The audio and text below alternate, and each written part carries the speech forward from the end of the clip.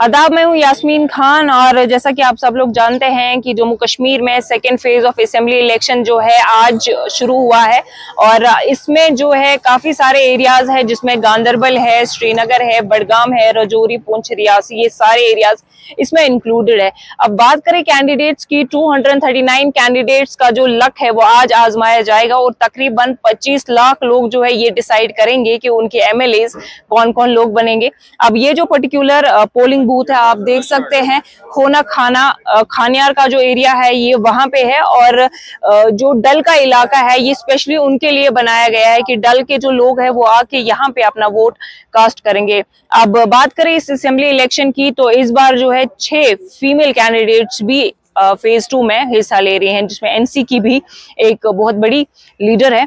साथ ही साथ बात करें असेंबली इलेक्शंस की, तो तकरीबन 10 साल के बाद जम्मू कश्मीर में असेंबली इलेक्शंस हो रहे हैं और ये जो फेज 2 है, लोग काफी एक्साइटेड है इसमें वोट करने के लिए। इनिशियली जो बाइकॉट का सीन था वो इस बार के इलेक्शंस में हमें देखने को नहीं मिला है।